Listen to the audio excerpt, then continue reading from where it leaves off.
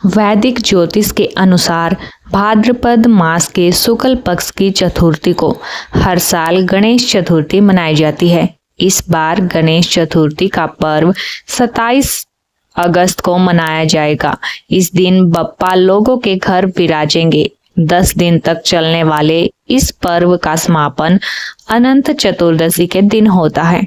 माना जाता है कि भगवान गणेश को घर में स्थापित करने से सुख समृद्धि घर में आती है। वहीं इस दिन पूजा अर्चना करने के बाद व्रत कथा पढ़ना या सुनना जरूरी माना जाता है, वरना पूजा अधूरी मानी जाती है। तो आइए सुनते हैं गणेश चतुर्थी की व्रत कथा।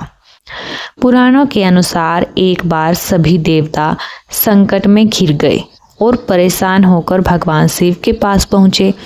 उस समय भगवान शिव और माता पार्वती अपने दोनों पुत्र कार्तिकेय और गणेश जी के साथ मौजूद थे। देवताओं की समस्या सुनकर भगवान शिव ने अपने पुत्रों से कहा कि तुम दोनों में से इनकी समस्याओं का निवारण कौन कर सकता है। ऐसे में दोनों ने एक ही स्वर में खुद को योग्य बताया। तो भगवान शिव असमंजस में पड़ गए कि किसे ये कार्य सौंपा जाए। तो ऐसे में भगवान शिव ने एक तरकीब निकाली और अपने पुत्रों से कहा, तुम दोनों में से जो सबसे पहले इस पूरी पृथ्वी का चक्कर लगाकर आएगा वही देवताओं की मदद करने जाएगा।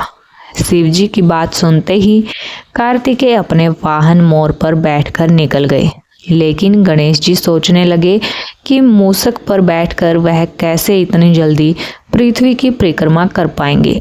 बहुत सोच विचार के बाद वे अपने स्थान से उठे और अपने माता पिता की 7 बार परिक्रमा करके अपने स्थान पर वापस बैठ गए और कार्तिकेय के आने का इंतजार करने लगे। भगवान शिव ने गणेश जी से परिक्रमा न करने का कारण पूछा तो उन्होंने कहा कि माता पिता के चरणों में ही समस्त लोक हैं।